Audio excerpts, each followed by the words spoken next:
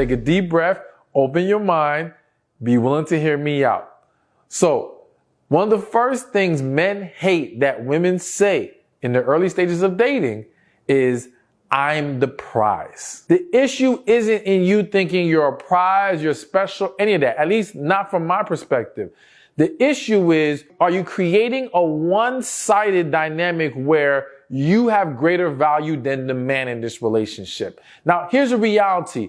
Talk to any happy couple, any couple that's been together for a good minute, and you will see that no one will claim that they themselves are the prize. They will acknowledge and recognize that both people are of great value in the relationship. Because listen, talk to a woman that has a good man and she can tell you she has a blessing. A blessing. And as well as talk to that man and he say he's been blessed. And that's the right mentality to have, because we have to go into these relationships understanding that, listen, we are both human beings who want to be loved, who want to be valued, who want to be respected, okay? And we can't create anything that allows either one of us to think we're better than the other. So I'm sure many of you are hearing online where some men are saying now they are the prize. And think about how that would make you feel if a man said that to you while dating you. You would probably think the same thing. You would probably think he's self-centered. He's going to be selfish. You know what I'm saying? He may be narcissistic, okay? It will start to plant those negative thoughts into your head, those negative seeds. So of course, naturally, it can happen on the flip side. So if you are inclined to say the statement, you are the prize, I encourage you to follow that up by then saying, but I recognize that a great man is a prize too. That way he knows, okay, we're working together here. It's not a one-sided affair. All right, so now we have number 2. This is, you look like you have a lot of women. All right. What the hell you expect that man to say? Like, let's just say he actually does, right? You think he's gonna be like, yep, I absolutely do. Now, some men might do that. But a lot of men, it's like, he's trying to date you right now. He's focused on trying to get to know you and you bringing up other women. If that man said to you, oh, you probably got a lot of men, there's a very good chance many of you, maybe not all, but many of you would think this dude's insecure. This dude's worried about the wrong things. I'm not saying there aren't situations where people are just being playful and it's taken as a joke and they laugh. And I think that's more likely when it's like a one-time thing. When it's a reoccurring statement, it starts to get a little annoying and starts to look like a red flag. All right. And you as a woman have to ask yourself, what's at the source of this? All right. Is it that deep inside, I do feel he's a player, and now I'm trying to use this quote unquote playful banter to see if I can pull something out of him or find out some more information? Is it that I'm projecting these types of negative thoughts onto him because the last guys I got with turned out to be players? You got to find out what it is, because here's the thing. If it stems from something that you've experienced or a lack of trust, there's a very good chance this is going to start to show up in other different areas, because at the end of the day, you are still struggling with whatever it is you have been through before, and you have not come to peace with it. And you're not letting this man show you who he is, but not only letting him show you who he is rather than projecting things onto him, but you're also not focusing on the good. And I know some of you might feel like, oh, it's not that serious.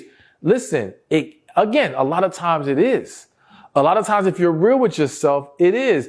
And the reality is that a lot of women self-sabotage potential relationships in the dating phase because they're not allowing themselves to embrace the good that's happening in front of them.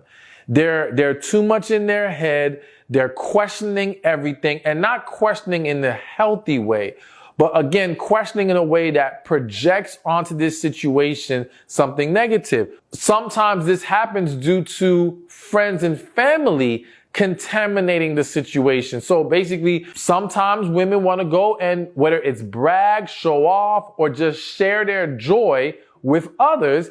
they tell their friends, associates about this man they're dating. And that other woman just has to find a way to interject something negative. That's not always the case, but many of y'all have experienced that.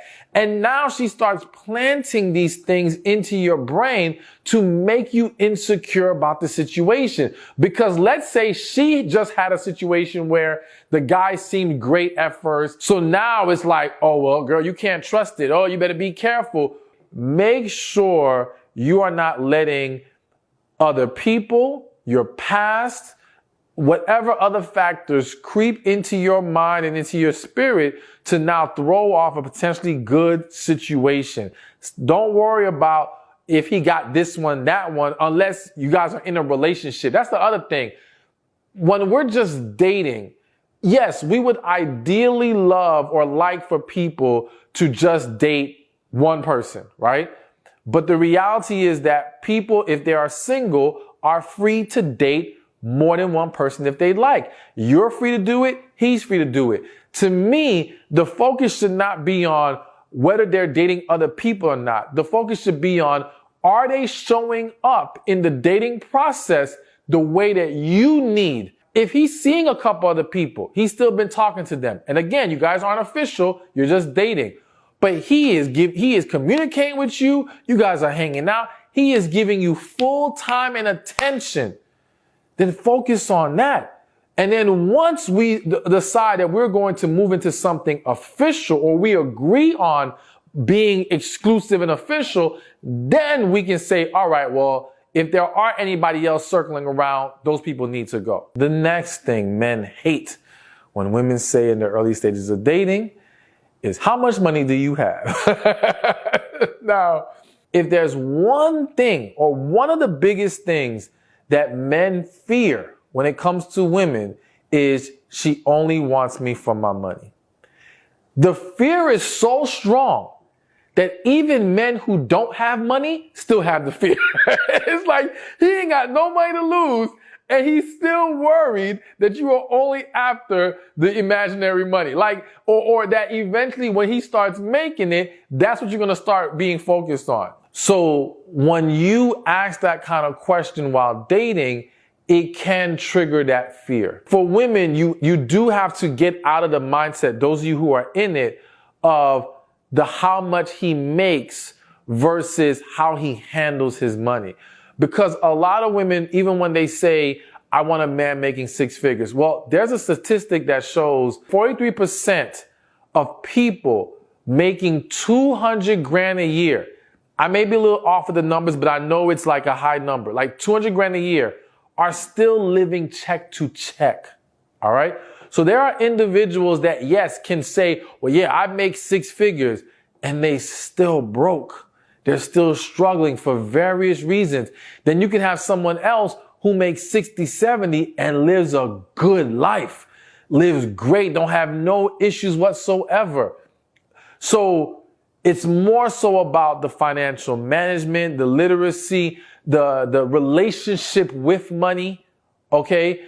And then if you're someone who's looking for a man who is willing to provide, is that even his ideology? And I say that to say that just because he makes the money, don't mean he's going to spend the money on you. So there's a different type of discussion that has to be had. But ultimately, just asking how much money you got, yeah, that's going to be a problem for a lot of guys.